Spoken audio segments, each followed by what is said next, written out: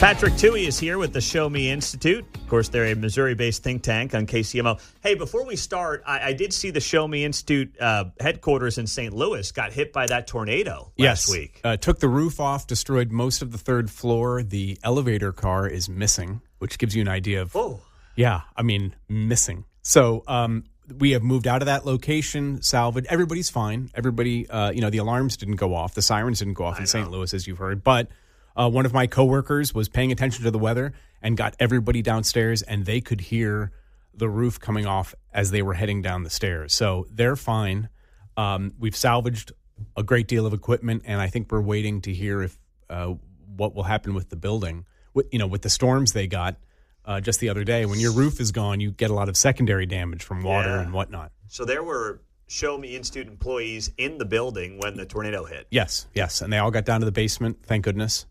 Wow. And that whole area that the office was in suffered an awful lot of damage, a lot of private homes in that area too. Jeez, that's crazy. Yeah, it's really sad. Well, let me start off with, I know we're going to start with the Kansas side of the state line, and you're, of course, Missouri side of the state line with the Show Me Institute. But I know you heard our conversation last hour with Kurt Skoog, the mayor of Overland Park, where we talked about Black and Veatch. There is a proposal in front of the Overland Park Finance Committee for a $1 billion mixed-use project that would update their headquarters here, not in Corporate Woods, but down the road on College Boulevard. New headquarters, park, apartments, restaurants, retail, just what obviously every street corner needs in Overland Park. I say that tongue-in-cheek. $230 million in TIF money. What do you make of this potential deal? I liked your interview with the mayor because you covered, he, of course, being a political figure, talked about how great Overland Park is. He's mentioned they've got the lowest property value or lowest property assessments, property taxes in the region. Talked about how the past has been great in developing. And so it kind of makes me ask the question, then why do you need to pay somebody to invest in Overland Park? It reminds me an awful lot of what Burns and Mack asked for on the Kansas City side a number of years ago. And the premise has to be, if taxpayers, if the mayor's to be believed, and that Overland Park is such a great place to live and invest, then let private companies live and invest there and pay full freight themselves. There's no reason that taxpayers need to chip in so that an almost $5 billion privately owned company can redo their own headquarters. I mean, it's not like they're poor. Yeah. It's not like they've able to demonstrate some sort of need. They simply want to build kind of a new a corporate pleasure dome to themselves. And of course, they go to City Hall and say, give us some money. And it's just, again, it's more of the same. All the time, these small communities get lured into giving billion-dollar companies all sorts of subsidies that aren't needed. Even Fiserv, the company that's coming from Milwaukee here, at least that, I don't agree with it, but at least you understand, like, hey, we're importing this business. They're filling the spring campus. But we're talking about Black and Veatch. They're here. They're not going anywhere. He said they're not threatening to leave. Right. So, and you say, and I agree, Overland Park's a great place. So what are we doing? Well, what's the point of this? I like that you mentioned the Sprint Center, because remember, the Sprint campus was built with all sorts of subsidies, and they went away. That's a good point. And so we've been struggling to find tenants for it. And of course, when we find tenants, they get even more subsidies. No, again, if Overland Park is proud of where it is, and it, as you mentioned in the interview, does well on lots of national surveys about places to retire, places to work, then let the taxpayers enjoy a return on their investment of all that planning. If Black and Veatch wants to build a headquarters, if they want to invest, that's great. But they're going to see the return on investment, so they should pay full freight. And part of the problem is we have this economic development culture at the state level, at the city level, which their job literally is to hand out subsidies. So, of course, they think everything should be subsidized. This process involves a but-for analysis, which is a way that the company says, oh, we're not going to be able to do this investment if we don't get the subsidy. They provide their own financial analysis, give that to the city, and the city just kind of rubber stamps the whole deal. But what they say, and part of what the mayor said, is like how we do TIFs is different than is done in other communities. And, it's got to be looked into, and you got to realize that this is different at basically more or less no cost, blah, blah, blah. No, You're not buying it. It's never no cost, because what these deals do is they freeze the kind of property assessment level, and then everything that grows from that as the any kind of investment. We all know this when we put a garage onto our house or add a bedroom, right? When you make an improvement to your property, the county comes along and says, great job, now your property assessment's going to go up. So what happens with these TIF deals is they kind of freeze it at where it is now, and then all that increase in assessment over time goes back to the developer to pay for what they've built. But again, when you're a almost $5 billion company and you're redeveloping your own headquarters on your own land, you ought to pay for it yourself. It's part of the cost of doing business. And again, Overland Park can say it's a great place to live. They can say they've got low taxes. That's wonderful. Now taxpayers should see a return on that investment. Yes, if we're a great place to live, then we don't need to pay people to do what they're probably going to do anyway. And again, if Black & Veatch has looked at their campus and they say these buildings are too old, we need to update them, we want a better experience for our employees so we can recruit, that's wonderful. That is completely Black & Veatch's responsibility. That's how business works. That's their overhead if they want to make that investment.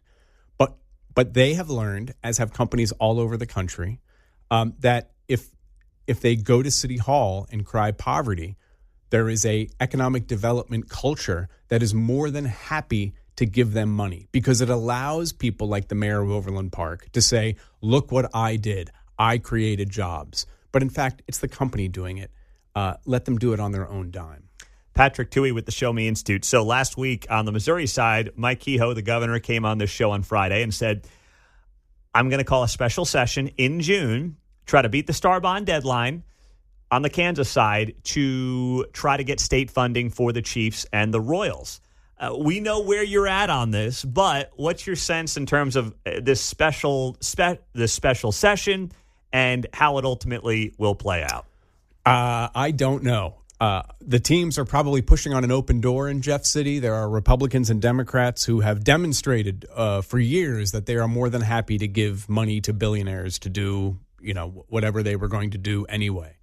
The last few days of the session were really, I want to say shocking, but maybe this is just standard procedure. The idea that with 3 days left, the governor would drop this legislation or have legislation dropped that would give all this money to the Chiefs and the Royals with just a few days left in the session, and then hand out a kind of 2-page glossy printed laid out form that suggests that he knew about this days in advance, right? Anyone who's worked in design knows that you got to give the developer or you got to give the designer a few days to lay out your pamphlet or things like that. So it seems like it was held until the last minute. It was dropped on the legislature. If I were a member of the legislature, I'd be really frustrated that that's how the governor was treating me. So they're going to be called back in. Who knows what that'll look like, but I wish I could be more confident in the so-called fiscal conservatives in Jeff City to say no to such a deal, but I'm not. You're not. So what then happens here locally? I mean, if the Star Bond deadline's coming up, you may have heard Dan Hawkins, Kansas speaker, saying that we think we can get both of these teams. He said that on this show on Friday. Yeah. He seemed very confident. Did you hear that by chance? I didn't hear that interview, but I've heard and read that kind of statement in the local media. Look, I think what Kansas needs to realize is that they're just being used to make Missouri jealous. The teams can get a much better deal, and I'm not saying it's good for taxpayers, but the teams can get a much better deal from Missouri because of the way we structure our subsidies. I imagine the Chiefs will want to stay at Arrowhead and will be happy to get whatever they can. The Royals may still have to go to a vote of Jackson County. I don't know that the money that the Missouri legislature is considering offering is enough to build them a park. I imagine the city of Kansas City will want to increase its, tourism taxes, its rental car taxes, hotel taxes, maybe a meal tax to generate money for this deal. I still think, and again, we're all kind of the blind men feeling an elephant because the Royals haven't put down what they want to build and how much it'll cost and how much they're willing to invest. They're kind of waiting for taxpayers to tell them what we're willing to pay. But I still think it'll have to go through the voters of Jackson County. It may have to go to a vote even in Kansas City because we're being asked for an awful lot so that these wealthy people can get even wealthier. Well, they would say they need the money to invest back into the baseball team. Right. Well, it's exactly what Black & Veatch is going to say. It's exactly what Burns and Mack is going to say. The problem with all these subsidies is that the bar to demonstrate need is so low that almost anyone can meet it. And again, part of that is because the people that you're making these arguments to desperately want to say yes. They desperately want to rubber stamp it. And so it's up to taxpayers, unfortunately, to have to pay attention and keep their leaders accountable, because without that, they will give away the store. They will reduce taxes and property taxes for every billion-dollar company that comes in that has a savvy government relations department, and the rest of us are stuck paying for the services that provide basic services. But what Kansas will now say too is like, hey, you come over here, no vote of the taxpayer, come on in, take these star bonds, do what you want. Like, that is the one thing that may be attractive from the Kansas side of the state line. Again, I think if Kansas had an offer that was as attractive as people want to say it was, the Royals and Chiefs would already be negotiating with them. The fact is, what the star bonds do is say, look, you build it, and then we will capture all the additional taxes generated at that site and reimburse you over time. Mm-hmm. That's just not enough money. Plus, because Kansas doesn't guarantee payments, your investors are going to look at this and say, we don't think you can generate enough of the revenue to pay back the bonds from just a baseball or football park. Those issuing the bonds are going to say this is junk. Yeah. Unless the state backs them. That's exactly right. They're going to look at this and say, oh, is the state participating? And they'll say, no, this is just the teams generating revenue based on their parks. And investors, and again, this isn't me making it up. It's been reported. Yeah. Investors are going to be skittish. Yeah, it's going to be junk bonds. They want a sweetheart deal. I've got somebody with very good sources who will be sharing with me some of the math behind these star bonds. Excellent. And I will share it with you in this audience as soon as I have it. Excellent. But it is not a pretty picture for what Kansas can actually do on these things. Yeah, again, some people are saying that, the state is willing to pay for 70% of the stadium. It's not like you're giving a check up front. What they're saying is you can issue bonds, and then the revenue, the tax revenue you generate, will be used to pay off those bonds. But again, that tax revenue isn't going to be enough. The Speedway, too, that comes up. I looked it up, it was like $300-something million. That's a tenth of what we're talking about for a football stadium here. Yeah, and again, the people in up there at Legends area, for example, they've subsidized stuff with the promise that when these subsidies end, you will benefit from a much higher assessed rate of all these properties being developed. But what happens is, for example, with Fiserv, is you invest in all that, and then at the end of it, another project comes along. And so taxpayers never see the return on their investment, which is tax revenue. Yeah. You're right. It's going to be interesting, man. Thank you for the input, even on the Kansas side of the state line with Black and Veatch. It's bad ideas all around. The fellas are laughing in there. So nice job. I know you can't see him, but John and Mark got a kick out of that. Hey, well done, my friend. Thanks for being here. It's my pleasure. Take care.